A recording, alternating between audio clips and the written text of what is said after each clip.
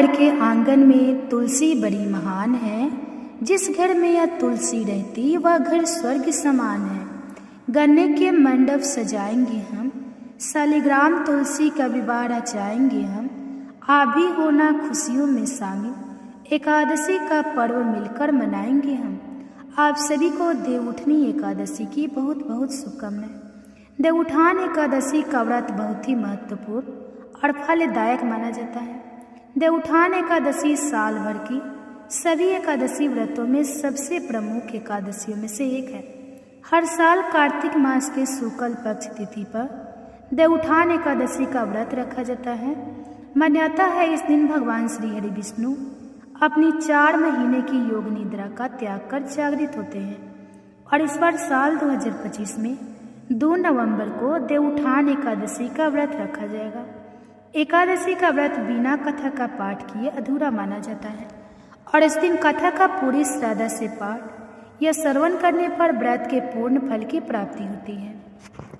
तो आज की इस वीडियो में आप सभी सुनेंगे एकादशी व्रत की प्रमुख कथाएं, साथ ही आप सुनेंगे देवउठाने का एक प्रमुख प्रचलित गीत भी और सबसे अंत में एकादशी माता की आरती भी आप सुनेंगे। आज के इस वीडियो को पूरा देखने के बाद अगर अच्छी लगे तो वीडियो को लाइक भी जरूर कीजिएगा।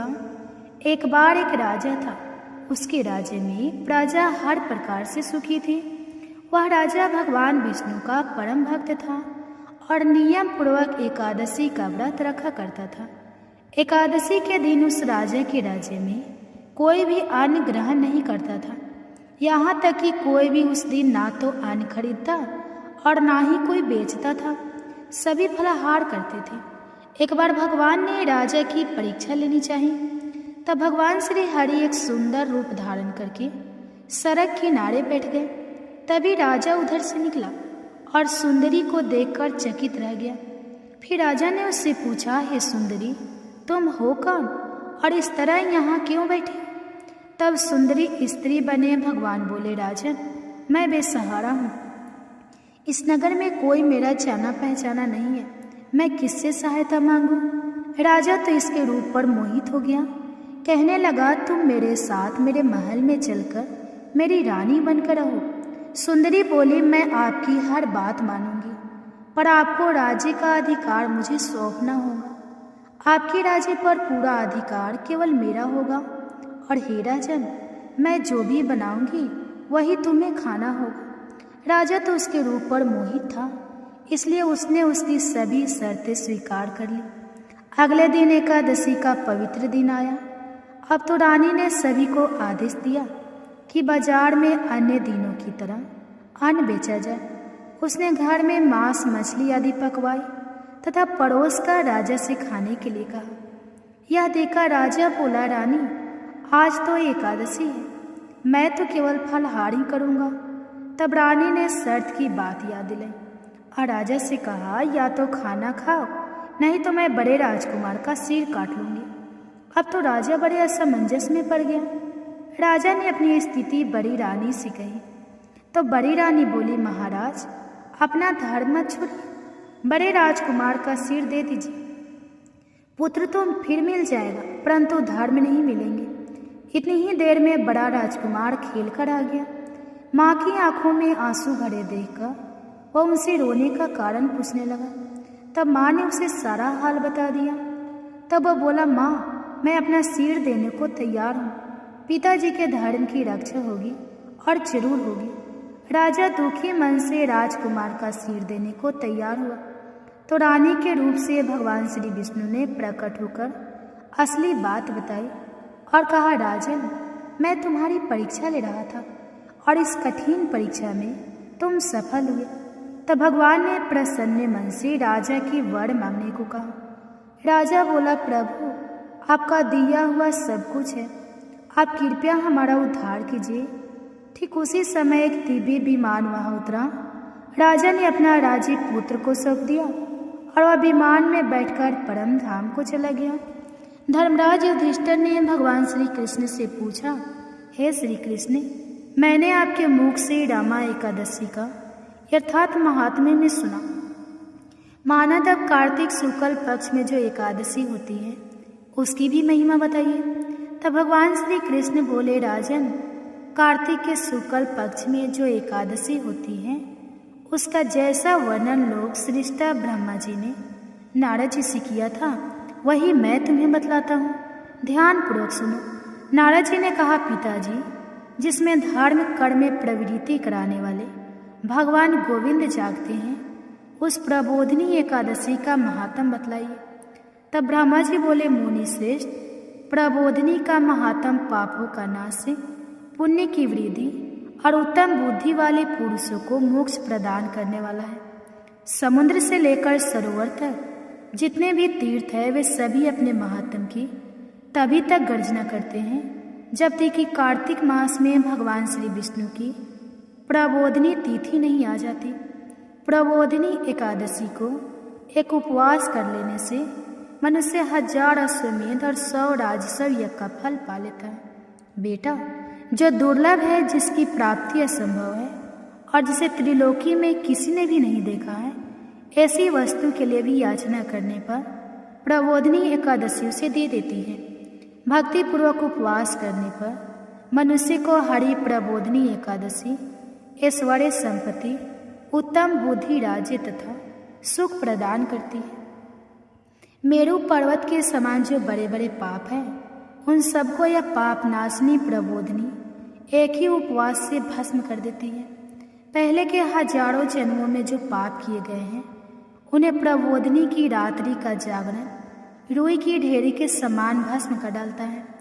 जो लोग प्रबोधिनी एकादशी का मन से ध्यान करते हैं और जो इसके व्रत का अनुष्ठान करते हैं उनके पितर नरक के दुखों से छुटकारा पाकर भगवान विष्णु के परम धाम को चले जाते हैं। ब्राह्मण अश्वमेध आदि यज्ञों से भी जिस फल की प्राप्ति कठिन है वह प्रबोधिनी एकादशी को जागरण करने से अनायास मिल जाता है। संपूर्ण तीर्थों में नहाकर स्वर्ण और पृथ्वी दान करने से जो फल मिलता है वह श्री हरि के निमित्त जागरण करने मात्र से मनुष्य प्राप्त कर लेता है। जैसे मनुष्य के लिए मृत्यु अनिवार्य है उसी प्रकार धन संपत्ति मात्र भी क्षण भंगुर है। ऐसा समझकर एकादशी का व्रत करना चाहिए। तीनों लोकों में जो कोई भी तीर्थ संभव है वे सब प्रबोधिनी एकादशी का व्रत करने वाले मनुष्य के घर में उपस्थित रहते हैं। कार्तिक की हरि प्रबोधिनी एकादशी पुत्र तथा पौत्र प्रदान करने वाली है। जो प्रबोधिनी को उपासना करता है वही ज्ञानी है, वही योगी है, वही तपस्वी और वही जितेंद्रिय है तथा उसी को भोग और मोक्ष की प्राप्ति होती है। बेटा, प्रबोधिनी एकादशी को भगवान विष्णु के उद्देश्य से मनुष्य जो स्नान, दान, जप और होम करता है वह सब अक्षय होता है। जो मनुष्य उस तिथि को उपवास करके भगवान माधव की भक्ति पूर्वक पूजा करते हैं वे 100 जन्मों के पापों से छुटकारा पा जाते हैं। इस व्रत के द्वारा दिव्य संपूर्ण दिशाओं को अपने तेज से प्रकाशित करता हुआ श्री हरि के बैकुंठ धाम को जाता है। प्रबोधिनी को पूजित होने पर भगवान गोविंद मनुष्य के बचपन, जवानी और बुढ़ापे में किए हुए 100 जन्मों के पापों को चाहे वे अधिक हो या कम धो डालते हैं। अतः सर्वथा प्रयत्न करके संपूर्ण मनोवांछित फलों को देने वाले देवाधिदेव जनार्दन की उपासना करनी चाहिए। बेटा, नारद जो भगवान विष्णु के भजन में तत्पर होकर कार्तिक में पराय अन्न का त्याग करता है वह चंद्रायन व्रत का फल पाता है। जो प्रतिदिन शास्त्रीय चर्चा से मनोरंजन करते हुए कार्तिक मास व्यतीत करता है वह अपने संपूर्ण पापों को जला डालता है और 1000 यज्ञों का फल प्राप्त करता है। कार्तिक मास में शास्त्रीय कथा के कहने सुनने से भगवान मधुसूदन को जैसा संतो दोष होता है वैसा उन्हें यज्ञ, दान अथवा जप आदि से भी नहीं होता। जो शुभ कर्म परायण पुरुष कार्तिक मास में 1 या आधे श्लोक से भी भगवान विष्णु की कथा बाजते हैं उन्हें 100 गौदान का फल मिलता है। महामुनि कार्तिक में भगवान केशव के सामने शास्त्र का स्वाध्याय तथा श्रवण करना चाहिए। मुनि श्रेष्ठ जो कार्तिक में कल्याण प्राप्ति के लोभ से श्रीहरि की कथा का प्रबंध करता है वो अपनी 100 पीढ़ियों को ताड़ देता है। जो मनुष्य सदा नियम पूर्वक कार्तिक मास में भगवान विष्णु की कथा सुनता है उसे सहस्त्र गौदान का फल मिलता है। जो प्रबोधनी एकादशी के दिन श्री विष्णु की कथा श्रवण करता है उसे 7 द्वीपों में युक्त पृथ्वी दान करने का फल प्राप्त होता है। मुनि श्रेष्ठ जो भगवान विष्णु की कथा सुनकर अपनी शक्ति के अनुसार कथावाचक की पूजा करते हैं उन्हें अक्षय लोक की प्राप्ति होती है। नारद, जो मनुष्य कार्तिक मास में भागवत संबंधी गीत और शास्त्र विनोद के द्वारा समय बिताता है उसकी पुनरावृत्ति मैंने नहीं देखी है। मुनि, जो पुण्यात्मा पुरुष भगवान के समक्ष गान, नृत्य, वाद और श्री विष्णु की कथा करता है वह तीनों लोकों के ऊपर विराजमान होता है। मुनि श्रेष्ठ, कार्तिक की प्रबोधनी एकादशी के दिन बहुत से फल, फूल, कपूर, अर्गजा और कुमकुम के द्वारा श्री हरि की पूजा करनी चाहिए। एकादशी आने पर धन की कंजूसी नहीं करनी चाहिए क्योंकि उस दिन दान आदि करने से असंख्य पुण्य की प्राप्ति होती है। प्रबोधनी को जागरण के समय शंख में जल लेकर फल तथा नाना प्रकार के द्रव्य के साथ श्री जनार्दन को अर्घ्य देना चाहिए। संपूर्ण तीर्थों में स्नान करने और सब प्रकार के दान देने से जो फल मिलता है वही प्रबोधनी एकादशी को अर्घ्य देने से करोड़ गुना होकर प्राप्त होता है। देवर्षि अर्घ्य देने के पश्चात भोजन, आच्छादन और दक्षिणा आदि के द्वारा भगवान विष्णु की प्रसन्नता के लिए गुरु की भी पूजा करनी चाहिए। जो मनुष्य उस दिन श्रीमद् भागवत की कथा सुनता अथवा पुराण का पाठ करता है उसे एक एक अक्षर पर कपिला दान का फल मिलता है। मुनि श्रेष्ठ, कार्तिक में जो मनुष्य अपनी शक्ति के अनुसार शास्त्रोक्त रीति से वैष्णव व्रत अर्थात एकादशी का पालन करता है उसकी मुक्ति अविचल है।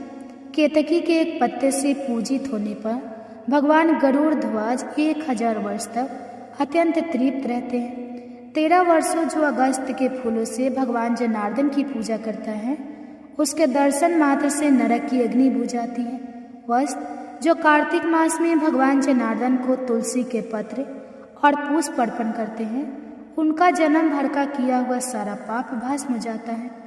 मुनि, जो प्रतिदिन दर्शन, स्पर्श, ध्यान, नाम कीर्तन, सत्वन, अर्पण, सिंचन, नित्य पूजन और नमस्कार के द्वारा तुलसी में 9 प्रकार की भक्ति करते हैं वे कोटि सहस्त्र युगों तक पुण्य का विस्तार करते हैं। नारद, सब प्रकार के फूलों और पत्तों को चढ़ाने से जो फल मिलता है वह कार्तिक मास में केवल तुलसी के एक पत्ते से ही मिल जाता है। कार्तिक मास आया, देख प्रतिदिन नियम पूर्वक तुलसी के कोमल पत्तों से महाविष्णु श्री जनार्दन का पूजन करना चाहिए। 100 यज्ञों द्वारा देवताओं का योजन करने और अनेक प्रकार के दान देने से जो पुण्य होता है वह कार्तिक में तुलसी दल मात्र से केशव की पूजा करने पर प्राप्त हो जाता है।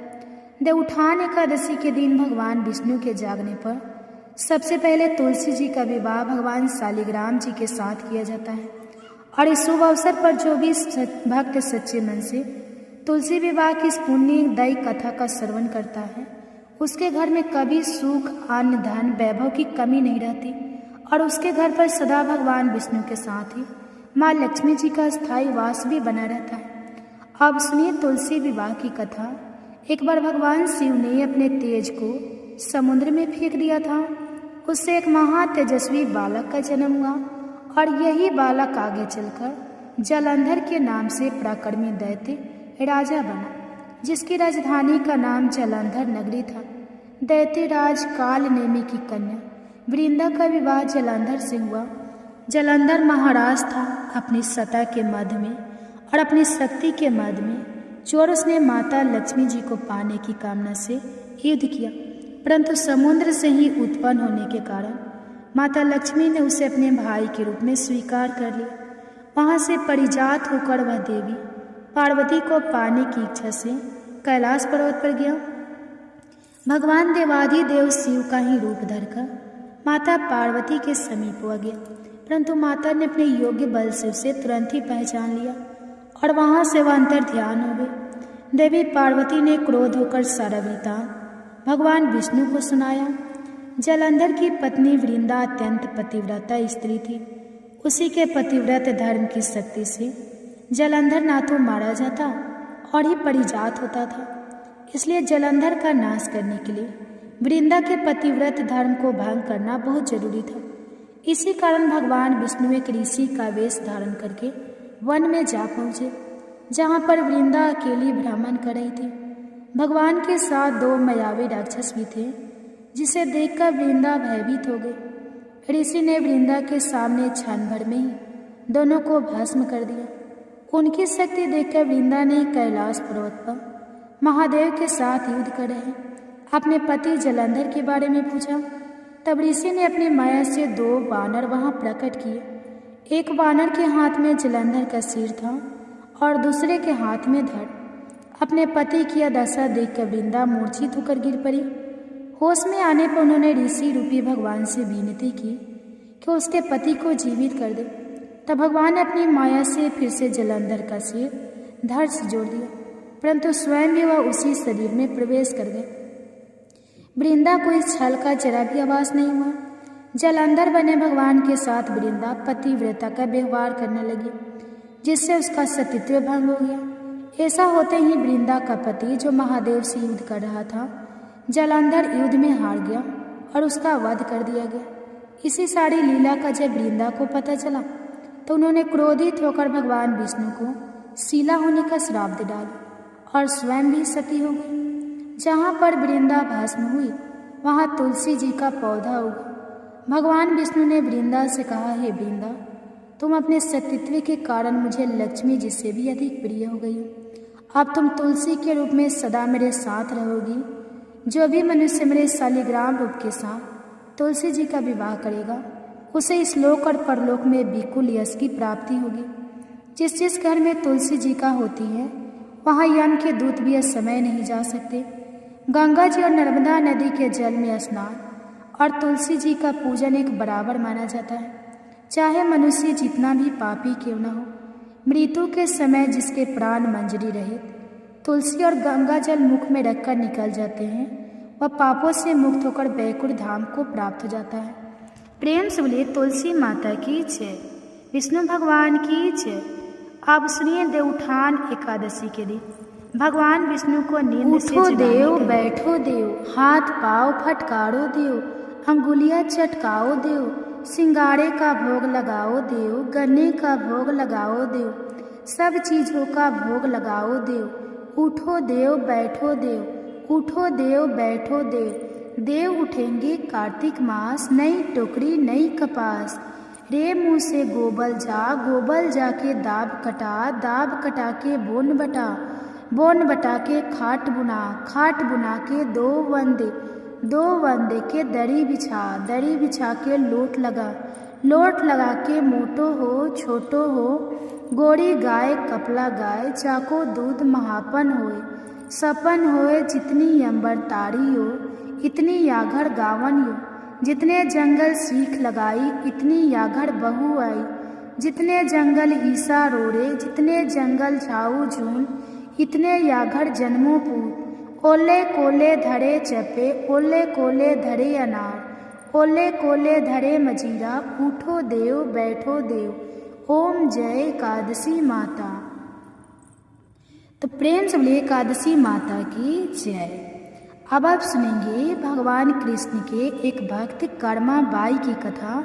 उसके बाद आप सुनेंगे एकादशी माता की कथा और तुलसी माता की पावन कथा। कर्मा बाई को मारवाड़ की मीरा भी कहा जाता है। जब जब भगवान कृष्ण का उल्लेख आता है, कर्मा का नाम भी आ ही जाता है। वे भगवान की महान भक्त थी और भगवान श्री कृष्ण उनके हाथ से प्रतिदिन भोग ग्रहण कर भोग की थाली खाली कर देते थे। राजस्थान के नागौर जिले की मकराना तहसील में एक गांव है कालवा। इस गांव में जीवन राम डुंडी के घर 1615 ईस्वी में एक पुत्री का जन्म हुआ। भगवान की बहुत ही मन्नत मांगने के बाद इनका जन्म हुआ था। नाम रखा गया कर्मा। कर्मा के चेहरे पर एक अनोखी आभा रहती थी। जीवन राम स्वयं धार्मिक पुरुष और अनन्य कृष्ण भक्त थे। उन्होंने भगवान के नाम मदन मोहन से अपने घर में कृष्ण भगवान का मंदिर बना रखा था। वे प्रतिदिन भगवान कृष्ण की पूजा करते और भोग लगाते तथा भगवान को भोग लगाने के बाद ही भोजन ग्रहण करते। ये उनके घर का नित्य का नियम था। इसी प्रकार समय बीतता गया। कर्माबाई प्रतिदिन अपने पिता को श्री कृष्ण भगवान की पूजा करते देखती, उनको भोग लगाते देखती। यही सब देखते देखते कर्माबाई का बचपन बीत रहा था। अतः बचपन से ही उस नन्ही कर्मा में भक्ति भाव के संस्कार थे। इन्हीं संस्कारों के बीच पलते बढ़ते कर्मा 13 वर्ष की हो गई। एक बार जीवन राम को कार्तिक पूर्णिमा स्नान के लिए पुष्कर जाना था। उनकी पत्नी थी, उनके साथ जा रही थी। वे कर्मा को भी साथ ले जाना चाहते थे, लेकिन एक समस्या आ गई। उनकी अनुपस्थिति में भगवान को भोग कौन लगाता, इसलिए उन्होंने कर्मा को यह जिम्मेदारी सौंपी और बोले, पुत्री, हम दोनों पुष्कर स्नान के लिए जा रहे हैं। तुम सुबह भगवान को भोग लगाना और उसके बाद ही भोजन करना। कर्मा ने यह जिम्मेदारी सहज स्वीकार कर ली। माँ पिता के तीर्थ यात्रा के लिए जाने पर कर्मा ने सुबह स्नान आदि कर बाजरे का खिचड़ा बनाया और पूजा के लिए अपने घर में बने भगवान के मंदिर के समीप आ गई। भोग की थाल भगवान के सामने रखकर हाथ जोड़कर बोली, हे प्रभु, भूख लगे तो भोग लगा हुआ है, आप भोग ग्रहण कर लेना, तब तक मैं घर के और काम कर लेती हूँ। इसके बाद वह काम में छूट गई। बीच बीच में वह थाली देखने आती, लेकिन भगवान ने खिचड़ा नहीं खाया था। बहुत देर होने के बाद भी जब भगवान जी ने भोग ग्रहण नहीं किया तो उसे चिंता हुई कि क्या पता भगवान जी को खिचड़ में स्वाद नहीं आ रहा हो, इसलिए ग्रहण नहीं कर रहे। इसमें घी का या गुड़ की कमी रह गई क्या? फिर जाकर उसने और गुड़ और घी मिलाया और वहीं बैठ गए, लेकिन भगवान ने फिर भी भोग ग्रहण नहीं किया। तब मायूस होकर उसने कहा, हे प्रभु, आप भोग ग्रहण कर लीजिए। माँ बापू पुष्कर नहाने गए, आपको भोग लगाने अभी कुछ दिन और लोग नहीं आएंगे और आपको भोग लगाने की जिम्मेदारी मुझे दी गई है, इसलिए आपके भोग लगाने के बाद ही मैं खाना खाऊंगी। परंतु भगवान जी ने फिर भी भोग ग्रहण करना शुरू नहीं किया। फिर कर्मा उनसे शिकायत करते हुए बोली, माँ पिताजी, भोग लगाते तब तो आप भोग ग्रहण कर लेते हैं, फिर आज क्यों भूखे बैठे हैं? इतनी देर हो गई है, खुद भी भूखे बैठे हो और मुझे भी भूखा रखा है। यह सब बोलकर वह भगवान के भोग ग्रहण करने की प्रतीक्षा करने लगी। परंतु यह क्या, अब तो सुबह से दोपहर समाप्त हो चली, शाम हो चली थी। भूखी कर्मा अब रुए सो गई और दुखी होकर रोते हुए बोली, हे भगवान जी, आप ग्रहण कर लीजिए भोग, आज मैं भी भूखी रह जाऊंगी। अतः कान्हा के काठ की मूर्ति से आवाज आई, कान्हा। कान्हा बोले, कर्मा, तुमने पट बंद किया ही नहीं तो मैं भोग कैसे ग्रहण करूं? यह सुनकर कर्मा ने पट खींचकर ओट कर दी। भगवान श्री कृष्ण ने खींचर का भोग ग्रहण किया और थाली पूरी खाली हो गई। कर्मा ने पलटकर देखा तो भोग की थाली में तो भोग ही नहीं बचा था। तब कर्मा बोली, भगवान जी, इतनी सी बात थी तो पहले बता देते, खुद भी भूखे रहे और मुझे भी भूखी रखा। इसके बाद कर्मा ने खिचड़ा खाया। अब तो प्रतिदिन कर्मा खिचड़ा बनाती और भगवान जी भोग ग्रहण करने आते। इसी बीच उसे लगने लगा कि उसे सबसे पहले भगवान को भोग लगा देना चाहिए, क्या पता उन्हें जल्दी भूख लग जाती हो। साफ सफाई नहाने धोने के कारण भगवान के भोग में देर हो जाती हो। फिर वह सबसे पहले उठकर भोग बनाती और प्रभु को भोग लगा लेती। फिर ने दिन भर के काम करती। कुछ दिनों बाद उसके माता पिता तीर्थ से लौटे। आते ही पिता ने अपनी लाडली पुत्री से पूछा, पुत्री, तुमने किसी भी दिन भगवान को भूखा तो नहीं रखा? कर्मा बोली, नहीं पिताजी, मैंने भगवान जी को प्रतिदिन भोग लगाया। फिर जब माँ रसोई घर में गई तो देखा जाते समय तो गुड़ का मटका पूरा भरा था, अब खाली कैसे हो गया? उन्होंने कर्मा को बुलाया और पूछा, पुत्री, गुड़ कहाँ है? कर्मा ने बताया कि रोज भगवान श्री कृष्ण उसके पास आते और खीचड़ का भोग ग्रहण करते, कहीं मिठास कम न हो जाए, इसलिए खीचड़ में गुड़ कुछ ज़्यादा डाल दिया।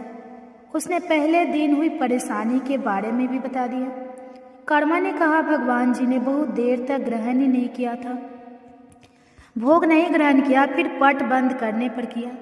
यह सुनकर माता पिता चकित रह गए। वे जिन ईश्वर के आशीर्वाद हेतु इतनी दूर तीर्थ यात्रा पर गए थे, जिन्हें पाने के लिए लोग ना जाने क्या क्या करते हैं, कहाँ कहाँ ढूंढते हैं, वे भगवान उनकी बेटी के हाथ से उनके घर में खींचड़ा खाते हैं। ये कैसे संभव है? उन्हें चिंता भी हुई कि बेटी बावली तो नहीं हो गई है। यह भी सोच लिया कि क्या पता कर्मा ने ही पूरा गुड़ खा लिया हो। इस पर कर्मा ने कहा, अगर आपको यकीन नहीं है तो कल देख लीजिएगा, मैं खुद भगवान को भोग लगाऊंगी। इस आश्चर्य से वे रात भर सो नहीं पाए। दूसरे दिन कर्मा ने खींचड़ा बनाया और मंदिर में भोग की थाली रखकर पट बंद कर दिया और बोली, हे भगवान जी, यह लोग नहीं मान रहे हैं कि मैंने आपको ही गुड़ खिलाया है। अब भोग खाकर आप स्वयं सिद्ध कर दीजिए। भक्त की पुकार सुन भगवान को तो आना ही था और कान्हा जी खींचड़ा खाने आ गए। जब पट खुला तो जीवन राम और उनकी पत्नी आश्चर्यचकित थे कि भोग की थाली में भोग बचा ही नहीं है। फिर कर्मा का जीवन प्रतिदिन भोग लगाते ही निकला। जब उनके माता पिता नहीं रहे तब वे एक दिन अपने कान्हा की मूर्ति साथ लेकर तीर्थ यात्रा के लिए निकल पड़ी। परंतु भगवान की कृपा से उन्हें हर दिन खींचड़ा बनाने की सामग्री मिली जाती और वे प्रतिदिन कान्हा को खींचड़ा खिला लेती। तीर्थ यात्रा करती हुई देवी कर्मा भगवान जगन्नाथ की नगरी पहुंच गई और वहीं रहने का मन बना लिया। वहाँ भी रोज भगवान को खींचड़ का भोग लगाती और पट बंद कर देती। भगवान भी प्रतिदिन उनके भोग को ग्रहण करते। जिस दिन उन्होंने पहली बार जगन्नाथपुरी में खींचड़ा बनाया, उसी दिन उनके पास से जा रहे एक बालक ने उनसे कहा, माता, घी की बड़ी अच्छी सुगंध आ रही है, क्या भोजन बचा है? देवी कर्मा ने कहा, हाँ बालक, बचा है, तुम बैठो, मैं तुम्हें देती हूँ। यह कहकर देवी कर्मा ने उस बालक के लिए भी खींचड़ा लगा दिया। बालक पूरे मन से स्वाद लेकर खा रहा था। देवी कर्मा को यह देखकर सुख की अनुभूति हो रही थी। उस बालक ने खाते खाते पूछा, माता, क्या मैं कल आऊँगा तो भी मुझे खींचड़ा खिलाओगी? यह सुनकर देवी कर्मा मुस्कुराई और बोली, हाँ बेटा, तुम यदि प्रतिदिन आओगे तो मैं प्रतिदिन तुम्हें खींचड़ा खिलाऊंगी। तुम निसंकोच अपना यह सुनकर बालक प्रसन्न हुआ और प्रतिदिन देवी कर्मा के पास खींचड़ा खाने आया करता था। एक दिन जब वह बालक खाना खाकर जा ही रहा था, तभी उसने देखा कि एक साधु बाबा वहां आकर देवी कर्मा से कह रहे थे कि हे देवी, आप बहुत धार्मिक महिला हैं, भगवान को प्रतिदिन भोग लगाकर खाती है, परंतु इन सब के भी कुछ नियम होते हैं। आपको बिना नहाए ऐसा नहीं करना चाहिए। आप तो भगवान की परम भक्त लगती है। सो हे देवी, प्रतिदिन साफ सफाई करने के बाद नहा धोकर ही भगवान का भोग बनाया करें और लगाया करें। यह सुनकर देवी कर्मा ने उनको हाथ जोड़कर प्रणाम किया और कहा कि साधु बाबा, आप जैसा कह रहे हैं मैं वैसा ही करूँगी। मैं इस बात से जानती थी कि फिर साधु बाबा वहाँ से चले गए। अगले दिन से देवी कर्मा साफ सफाई कर नहा धोकर भोग बनाने लगे, परंतु अब भोग बनाने में देरी हो जाती और जब तक भोग नहीं लगता उस बालक को भी भोजन नहीं मिलता। बालक आकर माता से कहता, माता, देर हो रही है, भूख लगी है, भोजन दो माता। माता कहती है, थोड़ी देर रुक जा लल्ला, मैं दे रही हूँ। बालक जल्दी जल्दी खाकर भाग जाता। कुछ दिन ऐसे बीते, परंतु यह कौन जानता था कि वह बालक साक्षात भगवान जगन्नाथ है, जो प्रतिदिन बालक का रूप धर कर्माबाई के हाथ से बना खींचड़ा खाने आते थे। इतने दिनों में जब जगन्नाथ मंदिर में भगवान का पट भोग के लिए खुलता तो भगवान के मुख पर खींचड़ का जूठन लगा होता। एक दिन पुजारी ने मुस्कुराते हुए मन ही मन कहा, हे प्रभु, आपकी लीला भी अब परंपरा है। जाने किस भाग्यवान भक्त के यहाँ आप जाकर प्रतिदिन खींचड़ा खाकर आते हैं। फिर पूजा अर्चना हुई, दिन बत गया, रात्रि हुई। रात्रि को पुजारी के स्वप्न में भगवान जगन्नाथ आए और उन्होंने पुजारी से कहा, हे भक्त, तुमने सही पहचाना, मैं अपनी एक अनन्य भक्त कर्मा बाई के यहाँ प्रतिदिन उनके हाथ का बना खींचड़ा खाने जाता हूँ। वह मुझे बिल्कुल अपने पुत्र साला करती है। उनकी भक्ति से मैं अति प्रसन्न हूँ। परंतु इसी मंदिर के एक साधु ने उन्हें कुछ आम जीवन की ज्ञानवर्धक बातें और उपासना का तरीका समझाया था, जिससे मुझे भोग लगाने में अब उनसे देरी हो जाती है। इसी वजह से मेरे मुंह पर खींचड़ा लगा रह जाता है। प्रभु की लीला भी यह परंपरा है, वह तो सर्वव्यापी है। एक ही समय अलग अलग स्थानों पर हो संकेते हैं, परंतु मुख पर खींचड़ा लगाने की लीला उन्होंने इसलिए रची ताकि पुजारी के मन में प्रश्न उठे। उस प्रश्न के निवारण में प्रभु पुजारी जी को यह बता सके कि आम जीवन में हम अपने ज्ञान को जब दूसरे को बताते हैं तो वह सदैव ज्ञान के लिए होना चाहिए, ना कि भक्ति के भाव को बदलने के लिए, क्योंकि संसारिक जीवन के लिए ज्ञान आवश्यक है, ज्ञान महत्वपूर्ण है, परंतु जहाँ भक्ति होती है वहाँ ज्ञान का कोई काम नहीं है। भक्ति में भक्त अपने प्रभु के प्रेम में डूबा रहता है। उपासना के कई तरीके हैं, जितने भक्त जितने उपासक, उपासना के उतने तरीके। जब ईश्वर ने ही उपासना के तरीकों पर प्रश्न नहीं उठाया तो किसी को भी किसी और की भक्ति पर प्रश्न नहीं उठाना चाहिए।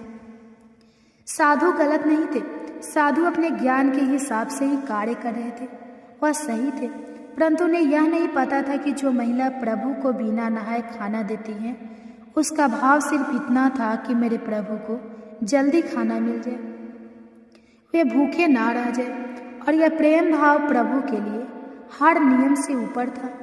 इन बातों को सुनकर पुजारी जी ने साधु बाबा को बुलवाकर यह बात कही। साधु बाबा को भी अपनी गलती का एहसास हुआ कि वह भगवान और भक्त के बीच में आ रहे थे, और उन्होंने बिना समय गवाए माता कर्मा के पास जाकर कहा, हे देवी, आप जैसे प्रभु को पहले भोग लगाती थी वैसे ही लगाइए। मैं आपकी भक्ति नहीं समझ पाया, इसलिए मुझे क्षमा करें। कर्मा ने कहा, जी ठीक है, मैं कल से फिर से उसी समय पर वैसे ही भोग लगाऊंगी। माता कर्मा ने फिर उसी तरीके से भोग लगाना शुरू कर दिया, और भगवान के मुख पर कीचड़ का जूठन अब नहीं लगा होता। ऐसे ही कई वर्ष बीत गए। एक दिन पुजारी जी ने देखा भगवान की आंखों में आंसू बह रहे हैं और वह भोग ग्रहण नहीं कर रहे। तब उन्होंने मन ही मन फिर से पूछा, हे प्रभु, ऐसा कौन सा अपराध हुआ हमसे कि आपने भोग ग्रहण नहीं किया और आपकी आंखों से आंसू भी बह रहे हैं? प्रभु, यदि हमसे कोई अपराध हुआ है तो हमें क्षमा करें और भोग ग्रहण करें। आपके भक्तजन प्रसाद के लिए प्रतीक्षा कर रहे हैं। फिर क्या था? भक्त वत्सल प्रभु ने प्रसाद ग्रहण कर लिया, परंतु प्रभु के भोग देर से ग्रहण करने के बाद और उनकी आंखों से आंसू बहने की बात पूरी प्रजा में तेजी से फैल गई। यह बात महाराज तक जा पहुंची। महाराज अति शीघ्र मंदिर पहुंचे और वे पुजारी जी से विचार विमर्श करने लगे। फिर इन दोनों ने भगवान के पास हाथ जोड़कर विनती की कि प्रभु, कृपा हमें बताए कि इस बात का क्या संदेश है। रात्रि पहर जब वह सो रहे थे तब भगवान राजा के सपने में आए और उन्होंने कहा कि मेरी एक अनन्य भक्त थी, कर्मा बाई, जो प्रतिदिन मुझे खिचड़ी का भोग लगाती थी और मैं प्रतिदिन उनके यहाँ बालक रूप में जाकर खाया करता था, परंतु आज उन्होंने अपने अंतिम श्वास लिए और मुझ में सदैव के लिए लीन हो गई। अब मुझे बालक की तरह प्रेम कर कौन खिचड़ी खिलाएगा? यह सुन महाराज ने सपने में ही भगवान से कहा, प्रभु, आज से प्रतिदिन आपके भोग में कर्मा बाई का खिचड़ा भी चढ़ेगा। यही सपना उन्होंने अपने दरबार में सुनाया और उसी दिन से भगवान जगन्नाथ के भोग में कर्मा बाई का खिचड़ा भी चढ़ने लगा। यह थी भक्त कर्मा बाई की कथा और उनके खीचड़ से जुड़ी प्रभु की लीला की। एक बार एक राज्य में एक राजा रहा करता था। राजा बहुत ही बुद्धिमान और बलशाली था। राजा सदा ही अपनी प्रजा का बहुत अच्छे से ध्यान रखता था। प्रजा भी राजा को बहुत पसंद करती थी। राजा की 2 बेटियां थीं। राजा अपनी दोनों बेटियों से बहुत प्रेम करता था। राजा की छोटी बेटी देखने में बहुत सुंदर और आकर्षित थी और राजा की बड़ी बेटी छोटी बेटी के मुकाबले थोड़ी कम सुंदर थी। राजा की छोटी बेटी माता की पूजा किया करती थी और सभी लोग राजा की छोटी बेटी से बहुत प्रेम करते थे और बहुत प्रशंसा किया करते थे। राजा भी अपनी छोटी बेटी को बड़ी बेटी से अधिक प्रेम करता था, जिसके कारण राजा की बड़ी बेटी को अपनी छोटी बहन से बहुत नफरत होने लगी थी। राजा की दोनों बेटियां जब बड़ी हो गई तब एक पड़ोस के राज्य में रहने वाले राजकुमार राजा की बड़ी बेटी के लिए रिश्ता लेकर आया। लेकिन जैसे ही उस राजकुमार की नज़रें राजा की छोटी बेटी पर पड़ी तो वह राजकुमार राजा की छोटी बेटी पर आकर्षित हो गया और छोटी बेटी से पहली नज़र में प्रेम करने लगा। उस राजकुमार ने राजा की बड़ी बेटी के साथ विवाह करने से मना कर दिया और उसने राजा से कहा कि मैं आपकी छोटी बेटी से विवाह करना चाहता हूँ। यह सब देखकर राजा की बड़ी बेटी अपनी छोटी बहन से बहुत क्रोधित हो गई और राजा की बड़ी बेटी ने अपनी छोटी बहन को अपना सबसे बड़ा दुश्मन मान लिया। राजा की बड़ी बेटी ने अपनी छोटी बहन से बदला लेने का निर्णय किया। राजा की बड़ी बेटी ने अपनी छोटी बहन को जान से मारने का उपाय सोचा। राजा की बड़ी बेटी ने अपनी छोटी बहन को मारने के लिए सबसे पहले एक लड्डू में जहर मिलाकर अपनी छोटी बहन को दे दिया और उसको लड्डू खाने के लिए कहा। लेकिन लड्डू खाने के बाद भी छोटी बहन को कुछ भी नहीं हुआ। बड़ी बहन यह देखकर बहुत आश्चर्यचकित हो गई, लेकिन बड़ी बहन ने हार नहीं मानी। जब उसकी छोटी बहन रात में कमरे में सो रही थी तब उसने एक मटके में सांप रखकर उसके कमरे में छोड़ दिया, लेकिन सांप भी छोटी बहन का कुछ नहीं कर पाया। जिसके बाद बड़ी बहन ने अपनी छोटी बहन से कहा कि चलो हम लोग कुएं में से पानी भर कर लाते हैं, जिसके लिए वह अपनी छोटी बहन को पानी भरने के बहाने कुएं के पास ले गई और उसने अपनी छोटी बहन को कुएं में धक्का दे दिया। लेकिन छोटी बहन को तब भी कुछ नहीं हुआ, क्योंकि हर बार ग्यारस माता उसकी रक्षा कर रही थी और उधर बड़ी बहन अपने सारे प्रयास के बाद भी असफल हो रही थी, जिससे वह बहुत क्रोधित हो गई और फिर उसने अपनी छोटी बहन के पास जाकर उसे प्रश्न किया कि मेरी छोटी बहन, क्या तुमको पता है कि भगवान ने सबको मृत्यु एक निश्चित समय पर लिखी हुई है और कैसे तुम्हारी या मेरी मृत्यु होगी, क्या यह तुम जानते हो? तब छोटी बहन ने अपनी बड़ी बहन को बताया कि हाँ दीदी, मैं तो जानती हूँ मेरी मृत्यु कैसे होगी। छोटी बहन से यह सब बातें सुनकर बड़ी बहन मन ही मन बहुत प्रसन्न होने लगी और उसने अपनी छोटी बहन से कहा कि तो तुम मुझे अपनी मृत्यु का राज बता। तब छोटी बहन ने अपनी बड़ी बहन से कहा कि मेरी मृत्यु तो एक तोते में है, जो तोते के गले में एक हार है उससे मेरी मृत्यु होगी। जब तक कोई भी व्यक्ति तोते को मारकर उस हार को अपने गले में पहनेगा तो मैं मूर्छित हो जाऊंगी, और जैसे ही उस हार को अपने गले से उतारे तो मैं वापस जीवित हो जाऊंगी।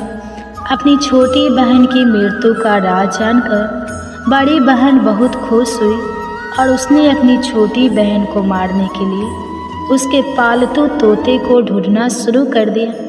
और छोटी बहन को इस बात का आभास हो गया था कि कोई उसकी जान लेना चाहता है, जिसके लिए वह अपने पिताजी के पास गई और उसने अपने पिताजी से कहा कि पिताजी, मेरी मृत्यु के बाद आप मुझे मत जलाइएगा, आप मुझे अपनी पुरानी वाली हवेली में एक पलंग में लेटाकर छोड़ दीजिएगा। अपनी छोटी लड़की की यह बातें सुनकर राजा बहुत आश्चर्यचकित हो गया। राजा ने अपनी छोटी बेटी से पूछा कि बेटी, तुम यह क्या कह रही हो?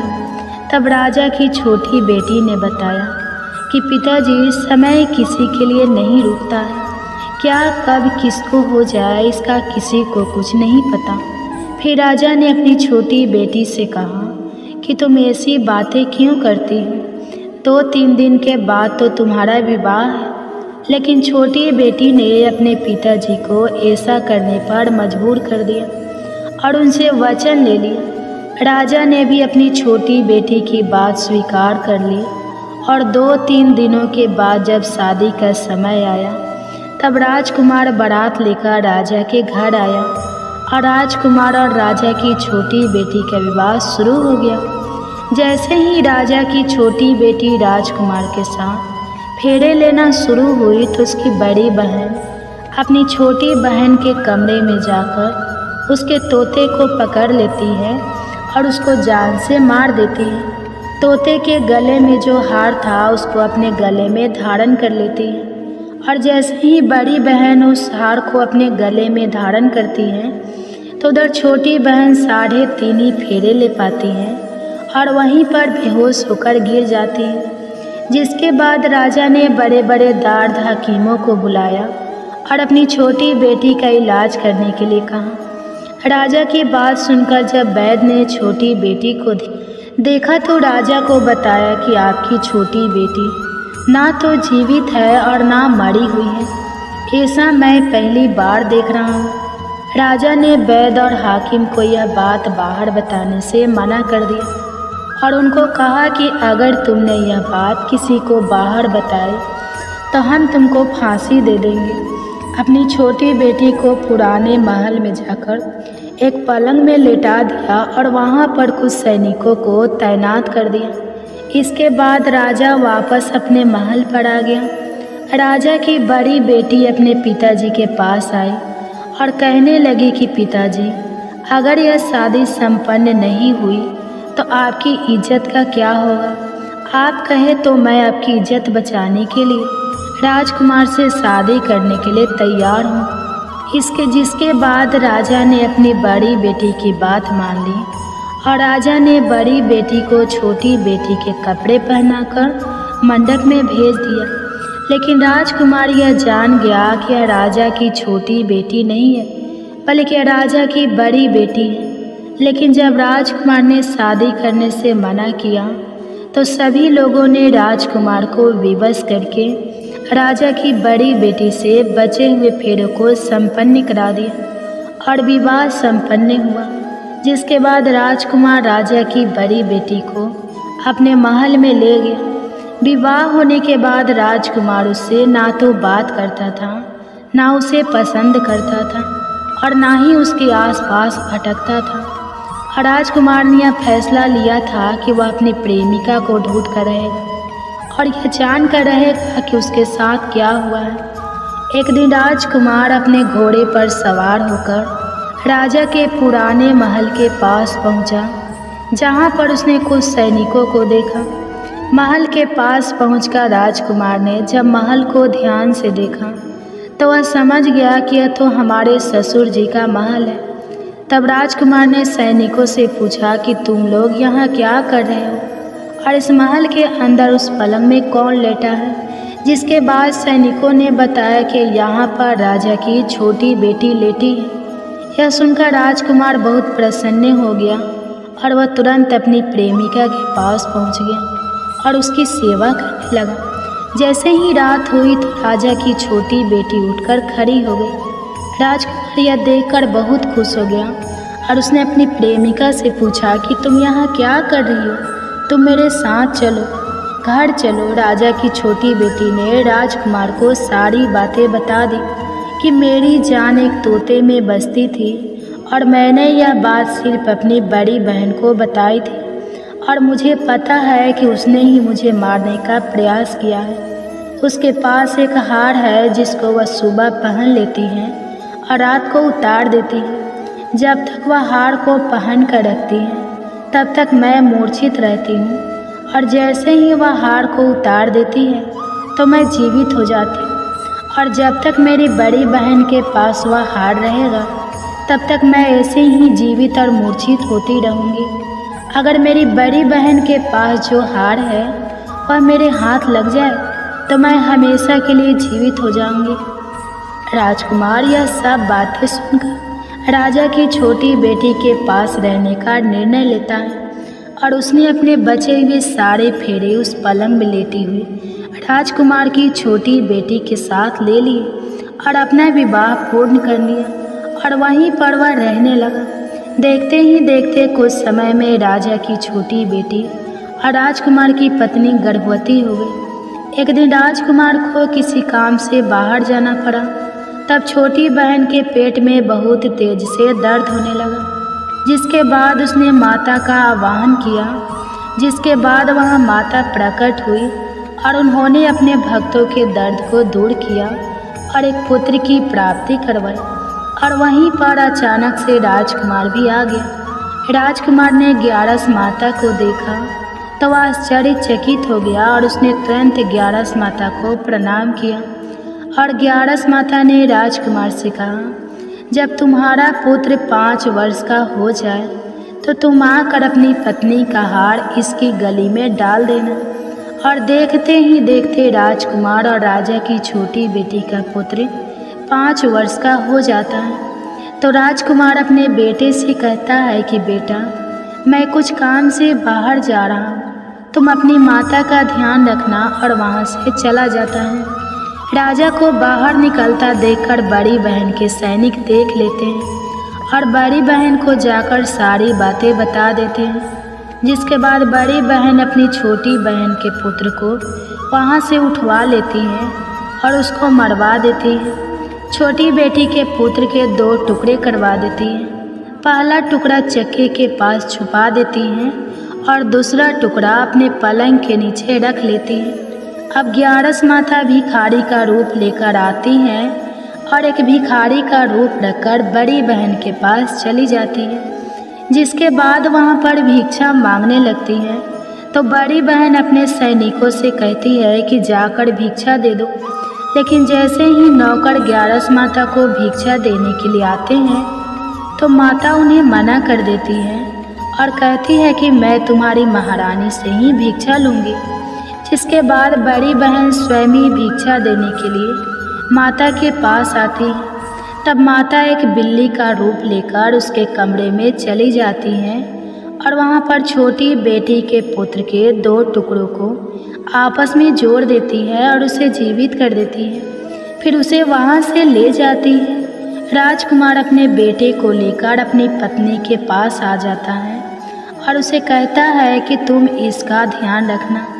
अगर तुम इस बच्चे का अच्छे से ध्यान रखोगी तो मैं तुमसे बात करूँगा।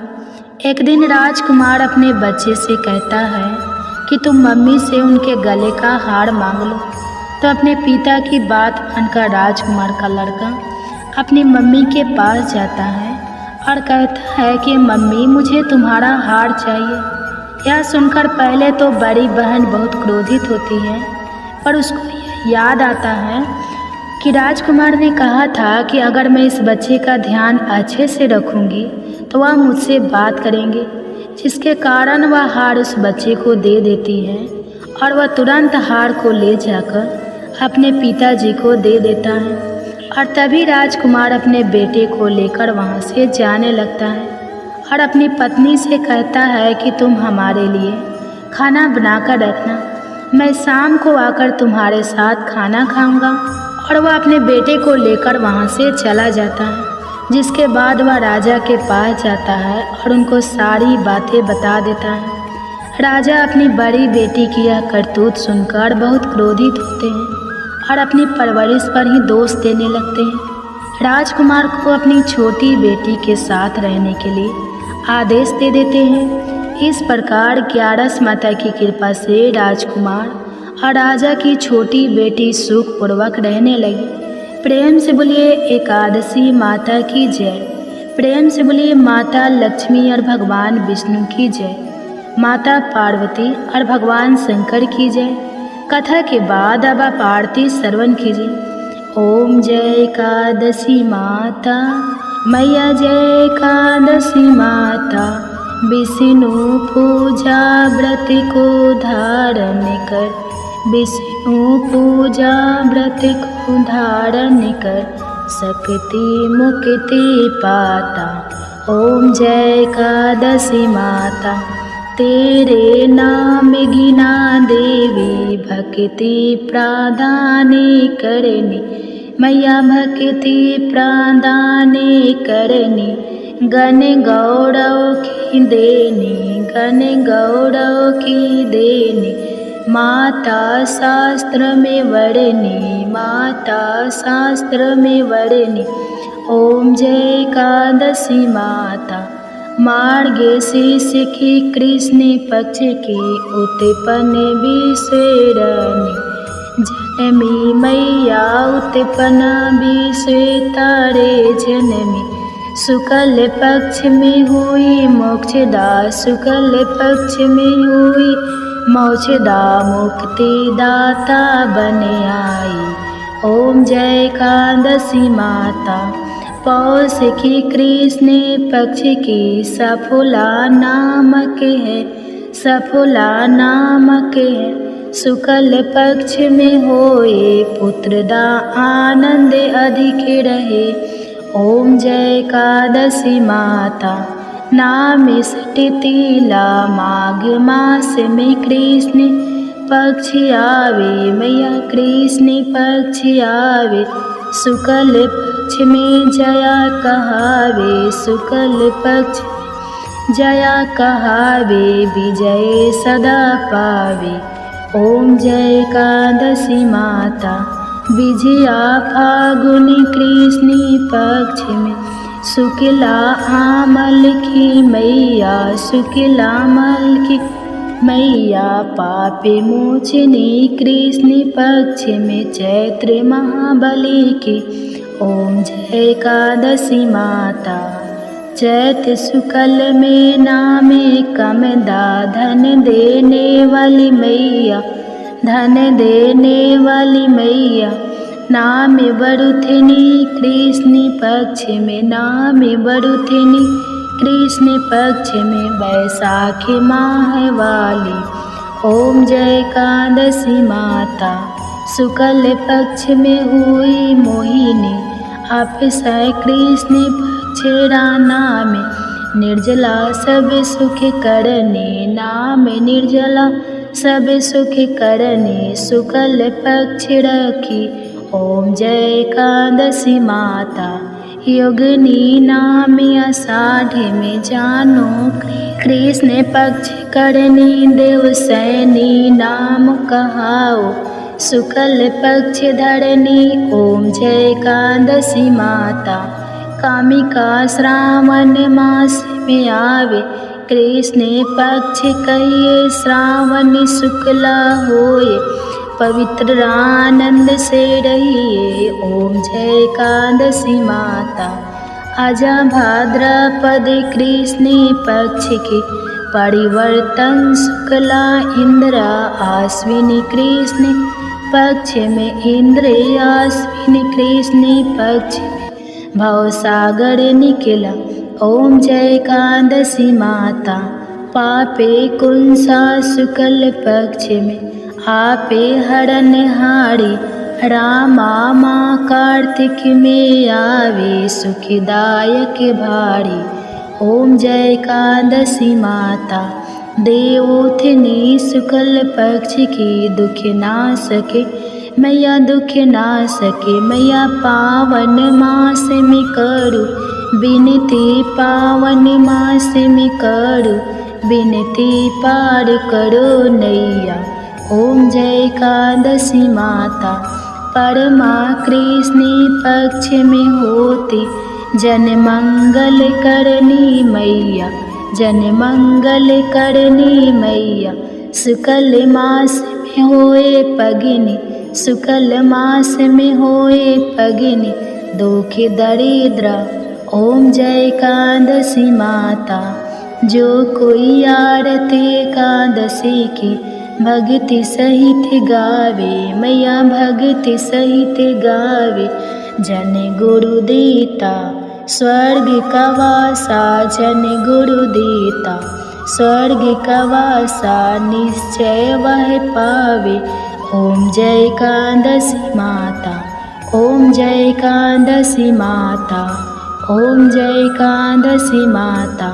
प्रेम से बोलिए एकादशी माता की जय, प्रेम से बोलिए लक्ष्मी नारायण भगवान जी की जय। आशा करती हूँ आप सभी का पुत्रदा एकादशी का व्रत सफल हो और भगवान श्री लक्ष्मी नारायण जी की कृपा आप और आपके पूरे परिवार पर सदा बनी रहे। आपको यह कथा पसंद आई हो तो वीडियो को लाइक करिएगा, शेयर करिएगा, कमेंट्स में भगवान श्री विष्णु जी और माता लक्ष्मी जी की जय लिखिएगा और चैनल को सब्सक्राइब कीजिएगा। जय श्री राधे राधे कृष्णा। प्रिय श्रोताओं, एकादशी के दिन एकादशी व्रत कथा के साथ ही ग्यारस माता की कथा की भी अवश्य ही सुननी चाहिए। इससे व्रत का पूर्ण फल प्राप्त होता है। तो आइए सुनते हैं ग्यारस माता की कथा। एकादशी भगवान श्री हरि विष्णु की साक्षात शक्ति है। जिस शक्ति ने उस असुर का वध किया जिससे भगवान भी जीत पाने में असमर्थ थे, उस शक्ति के आगे भला मनुष्य के पाप रूपी असुर कैसे टिक सकते हैं। जिस शक्ति ने देवताओं के कष्ट को हरकर उन्हें सुख दिया, वह प्राणी मात्र को क्या नहीं दे सकती। सुख, समृद्धि, शांति और मोक्ष समस्त सुख सहज ही प्राप्त हो जाते हैं। हे प्रिय भक्तों, 11 माता की भक्ति में इतनी शक्ति है कि जिसके प्रभाव से मनुष्य को सहज ही सभी प्रकार के सुख प्राप्त होते हैं और अंत समय में मोक्ष की प्राप्ति होती है। 11 माता की कथा के अनुसार सतयुग में एक महाभयंकर दैत्य हुआ करता था। उस दैत्य का नाम था मूढ़। उस दैत्य ने इंद्र आदि सभी देवताओं पर विजय प्राप्त करके उन्हें उनके पद से हटा दिया था। तब इंद्र आदि देवताओं ने भगवान शंकर से प्रार्थना की कि हे भोलेनाथ, हम सभी देवता मूढ़ दैत्य के अत्याचारों से दुखी होकर मृत्यु लोक में अपना जीवन व्यतीत कर रहे हैं। राक्षस के भय से हम बहुत दुख और कष्ट भोग रहे हैं। मैं स्वयं बहुत दुखी और भयभीत हूँ।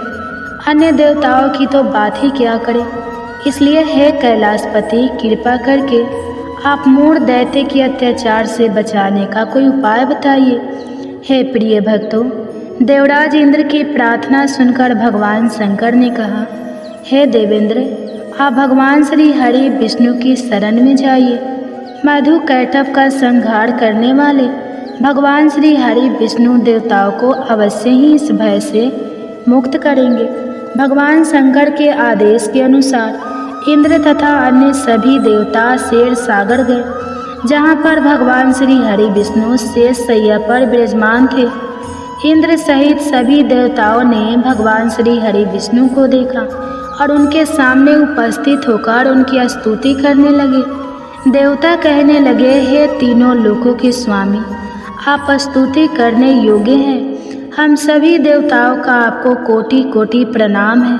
हे दैत्यों के सहारा, हम आपकी शरण में हैं, आप हमारी रक्षा करें।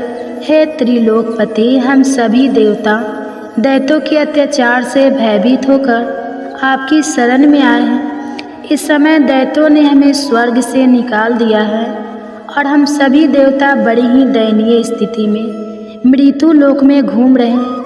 अब आप ही हमारे रक्षक हैं, हमारी रक्षा करें। हे जगन्नाथ, आप हमारी रक्षा करें। देवताओं की करुण पुकार सुनकर भगवान श्री हरि विष्णु बोले, हे देवगो, कौन सा दैत्य है जिसने देवताओं को जीत लिया है? आप सभी देवक किसके भय से पृथ्वी लोक में भटक रहे हैं? क्या वह दैत्य इतना बलवान है जिसने इंद्र सहित सभी देवताओं को जीत लिया है? तुम निर्भय होकर मुझे सब हाल बताओ। भगवान श्री हरि विष्णु के स्नेहमय वचनों को सुनकर देवेंद्र ने कहा, हे प्रभु, प्राचीन काल में ब्रह्मा वंश में उत्पन्न हुआ नारी जंगम नाम का एक असुर था, जिसका मूढ़ नामक एक पुत्र है जो चंद्रवर्ती नामक नगरी में निवास करता है, जिसने अपने बल के मृत्यु लोक और देवलोक को जीत लिया है और सभी देवताओं को देवलोक से निकालकर अपने दैत्य कुल के असुरों को इंद्र, अग्नि, यम, वरुण और चंद्रमा आदि सभी को लोकपाल बना दिया है। वह स्वयं सूर्य बनकर पृथ्वी को तापता है और स्वयं मेघ बनकर जल की वर्षा करता है। इसलिए आप इस बलशाली भयानक असुर का संहार करके देवताओं की रक्षा करें। देवेंद्र के मुख से ऐसे वचन सुनकर भगवान श्री हरि विष्णु बोले, हे देवताओं, मैं आपके शत्रु का शीघ्र ही संहार करूँगा। आप सभी इसी समय मेरे साथ चंद्रवर्ती नगरी चलिए। देवताओं की पुकार पर भगवान श्री हरि विष्णु तुरंत ही उनके साथ चल पड़े और उधर दैत्यराज मूढ़ ने अपने तेज से जान लिया था कि भगवान श्री हरि विष्णु युद्ध की इच्छा से उसकी राजधानी में आ रहे हैं। इसलिए अपने राक्षस योद्धाओं के साथ वह भी युद्ध भूमि में आकर गरजने लगा और देखते ही देखते युद्ध प्रारंभ हो गया। युद्ध शुरू होने पर अनगिनत असुर अपने अस्त्र शस्त्रों के धारण करके देवताओं से युद्ध करने लगे, लेकिन देवता तो पहले से ही डरे हुए थे। वह अधिक देर तक राक्षसों का सामना ना कर सके और भाग खड़े हुए। तब भगवान श्री हरि विष्णु स्वयं युद्ध भूमि में आ गए। दैत्य पहले से भी ज़्यादा जोश में भरकर भगवान श्री हरि विष्णु से युद्ध करने लगा। वे अपने अस्त्र शस्त्रों से उन पर भयानक प्रहार करने लगा। दैत्यों के आक्रमण वारों को श्री हरि विष्णु अपने चक्र और गदा के प्रहारों से नष्ट करने लगे। इस युद्ध में अनेक दैत्य सदा के लिए मृत्यु की गोद में समा गए, किंतु दैत्यराज मूढ़ भगवान विष्णु के साथ निश्चल भाव से युद्ध करता रहा। उसका तो जैसे अभी बाल था, बांका नहीं हुआ था। वह बिना डरे युद्ध कर रहा था। भगवान विष्णु मूर्ख को मारने के लिए जिन जिन शास्त्रों का प्रयोग करते, वे सब उसके तेज से नष्ट होकर उस पर पुष्पों के समान गिरने लगते। अनेक अस्त्र शस्त्रों का प्रयोग करने पर भी भगवान श्री हरि विष्णु उससे जीत ना सके। तब वे आपस में मिल युद्ध करने लगे। भगवान श्री हरि विष्णु ससुर से देवताओं के लिए सहस्त्र वर्षों तक युद्ध करते रहे, किंतु ससुर से जीत ना सके। अंत में भगवान विष्णु शांत होकर विश्राम करने की इच्छा से बद्रिका आश्रम स्थित 38 कोस लंबे एक द्वार वाली हेमवती नाम की एक गुफा में प्रवेश कर गए। उस गुफा में भगवान ने शयन किया। भगवान विष्णु के पीछे वह दैत्य भी चला गया। भगवान श्री हरि विष्णु को सोता हुआ देखकर वह दैत्य उन्हें मारने को तैयार हुआ। वह सोच रहा था कि आज तो मैं अपने चीर शत्रु को मारकर हमेशा हमेशा के लिए निशक्तंठ हो जाऊंगा, लेकिन उसकी यह इच्छा पूर्ण ना हो सकी, क्योंकि उसी समय भगवान श्री हरि विष्णु की देह से एक दिव्य वस्त्र धारण किए हुए एक अत्यंत मोहिनी देवी उत्पन्न और राक्षस को ललकार कर उससे युद्ध करने लगी। उस देवी को देखकर राक्षस को घोर आश्चर्य हुआ और वह सोचने लगा कि यह ऐसी दिव्य कन्या कहाँ से उत्पन्न हुई, और फिर वह असुर उस कन्या से लगातार युद्ध करता रहा। कुछ समय बीतने पर उस देवी ने क्रोध में आकर उस दैत्य के अस्त्र शस्त्रों के टुकड़े टुकड़े कर दिए। अब तो उस दैत्य को बड़ा ही क्रोध आया और वह सारी मर्यादाएं भंग करके उस देवी के मल्ल युद्ध करने लगा। उस तेजस्वी कन्या ने उसको धक्का मारकर मूर्छित कर दिया और उसकी मूर्छा टूटने से पूर्व ही उसका सिर काटकर धड़ से अलग कर दिया, और सिर कटते ही वह असुर पृथ्वी पर गिरकर मृत्यु को प्राप्त हुआ। और बाकी बचे हुए असुर अपने राजा का ऐसा दुखद अंत देखकर भयभीत होकर पाताल लोक में भाग गए। भगवान श्री हरि विष्णु जब निद्रा से जागे तो उस असुर को मरा हुआ देखकर उन्हें घोर आश्चर्य हुआ और वे सोचने लगे कि इस महाबली को किसने मारा है। तब वह तेजस्वी कन्या श्री हरि से हाथ जोड़कर बोली, हे जगदीश्वर, यह असुर आपको मारने को तत्पर था, तब मैंने आपके शरीर से उत्पन्न होकर इस असुर का वध किया है। देवी की बात सुनकर भगवान श्री हरि विष्णु बोले कि तुमने इस असुर को मारा है, इसलिए हे देवी, मैं तुमसे अत्यंत प्रसन्न हूँ। इसे मारकर तुमने तीनों लोगों को देवताओं के कष्ट को हरा है, इसलिए तुम अपनी इच्छा अनुसार वरदान मांग लो, मैं तुम्हारी प्रत्येक इच्छा को पूर्ण करूँगा। भगवान की बात सुनकर वह देवी बोली कि हे प्रभु, मुझे यह वरदान दीजिए कि जो भी मनुष्य या देव मेरा व्रत करे उसके सभी पाप नष्ट हो जाए और अंत में उसे स्वर्ग लोक की प्राप्ति हो। मेरे व्रत का आधा फल रात्रि को मिले और उसका आधा फल एक समय भोजन करने वाले को मिले। जो श्रद्धालु भक्ति पूर्वक मेरे व्रत को करे वह निश्चय ही वैकुंठ लोक को प्राप्त करे। जो मनुष्य मेरे व्रत में दिन तथा रात्रि को एक बार भोजन करे वह धन धान्य से भरपूर रहे। कृपा करके मुझे ऐसा वरदान दीजिए। भगवान श्री हरि विष्णु ने कहा, हे देवी, ऐसा ही होगा। मेरे और तुम्हारे भक्त एक ही होंगे और अंत में संसार में प्रसिद्धि को प्राप्त होकर मेरे लोक को प्राप्त करेंगे। हे कल्याणी, तुम एकादशी को पैदा हुई हो, इसलिए तुम्हारा नाम भी एकादशी हुआ, तथा जो मनुष्य इस दिन व्रत करेंगे उनके समस्त पापों समूल नष्ट हो जाएंगे। तुम मेरे लिए अब तीज, अष्टमी, नवमी और 14 से भी अधिक प्रिय हो। तुम्हारे व्रत का फल सभी तीर्थों के फल से भी महान होगा, यह मेरा अष्टांग का कथन है। इतना कहकर भगवान श्री हरि विष्णु उसी स्थान पर अंतर ध्यान हो गए।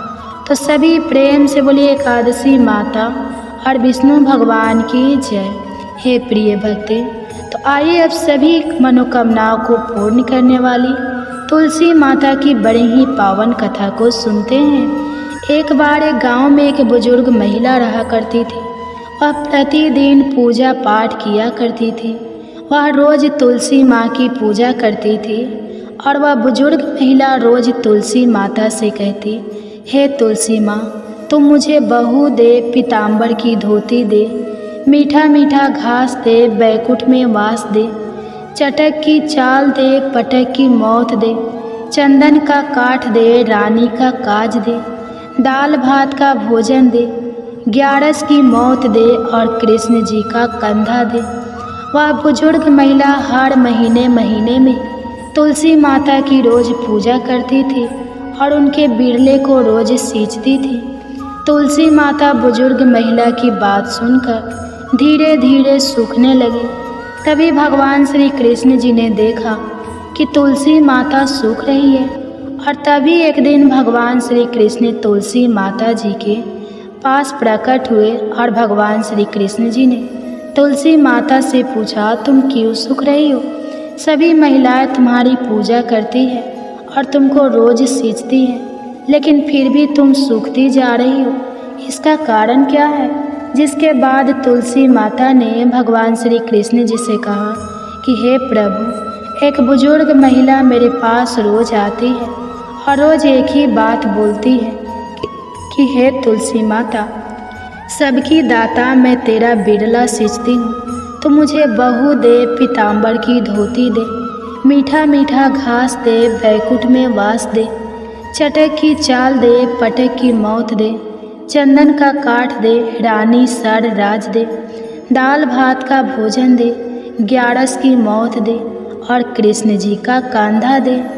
मैं उस बुजुर्ग महिला की सारी मनोकामनाएं पूरी कर सकती हूँ, लेकिन उसकी एक मनोकामना पूरी नहीं कर सकती।